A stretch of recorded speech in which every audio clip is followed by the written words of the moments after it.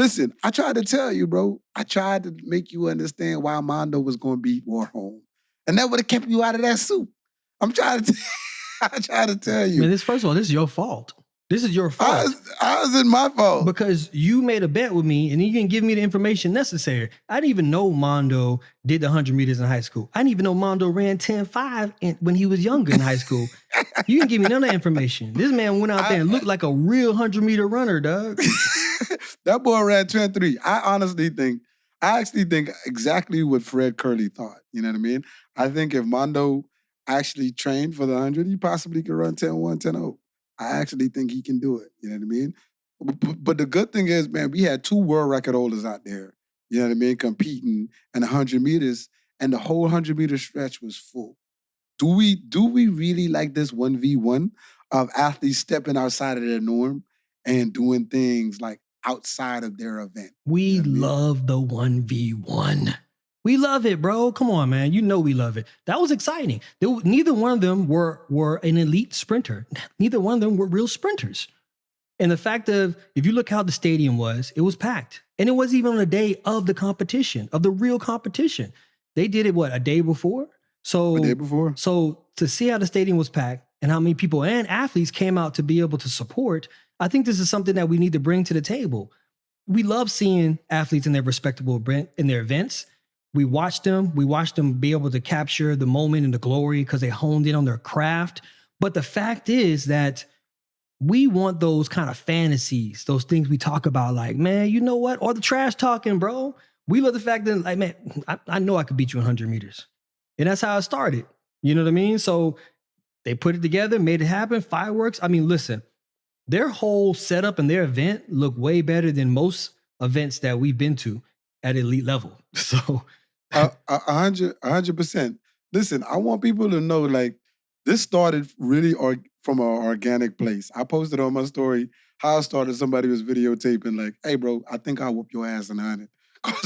Because the Warlhom was like, bro, I even give you my spikes so you won't have no excuses. You know what I mean? I even remember when we were training together at one time, you told Dwight, you was like, you was like, bro, I'll jump back in the hurdles and whoop your ass.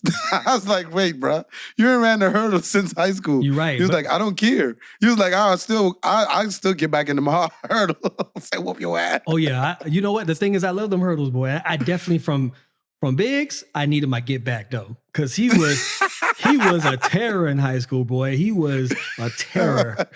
He gave me nightmares, dog. If anybody know Biggs, man, Biggs is from Jamaica, man. Dwight Thomas. Uh-huh. Dwight Thomas, man. Shout out to Dwight, man. He's a good friend of ours, man. Great hurdler, great sprinter from Jamaica. He's from Jamaica. Man. He's Jamaican. Yeah, he is Jamaican, man. Gosh, man, why I lose this bet, man? Why y'all made me lose this bet? Why none of y'all slide up on my DMs and say, hey, man, don't do that. Mondo real deal. Don't do that. Now look at me.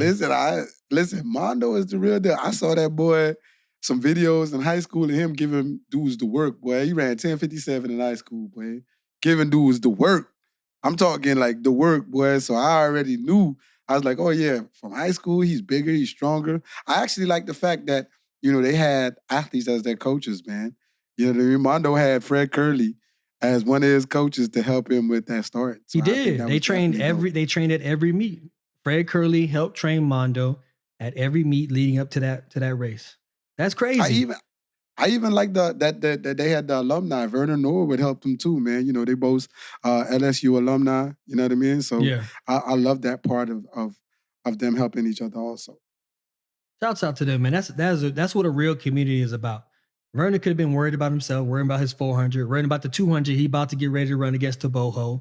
And he went out there and really handled the business, you know what I'm saying? And helped Mondo, his LSU brethren, go out there and look at me, boy. Brethren, boy. Look at this, boy. Look what's coming on, dog. What is going? Wagwan.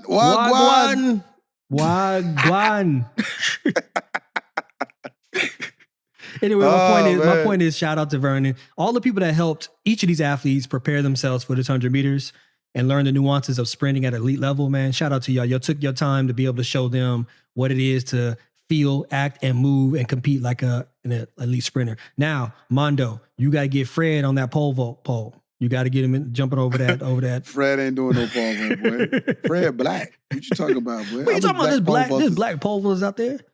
How many black pole vaulters you seen in the Olympics or the World Championships? I think Lojo, Lawrence Johnson, he did it from Tennessee. I think he did.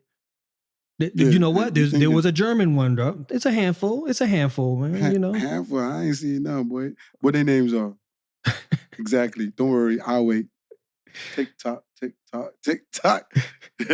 Anyway, you know who the real winners of this meet was? Even though Mondo won, the real winners of this meet was definitely Puma and Red Bull. They both are sponsored by them both. Very true. Those are the real winners of this doggone track meet. Red Bull and Puma were the winners of this. They set it up. They put it on. They were sponsors of the meet. They were the real winners of this meet. And now I would like to see how this happens if two people aren't signed by the same shoe company, because I think that definitely made it easy for these brands to jump on and be like, oh yeah, we sponsor them both. Let's go ahead and see what happens. It's easy. Cool. I mean, you looking at, Prefontaine is heavily sponsored by Nike. You know what I'm saying? The Boston street races is heavily sponsored by Adidas.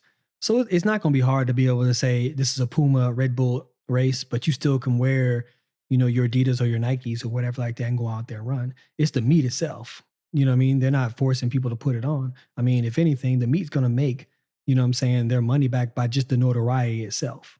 So I think it can work. And I want to see it again.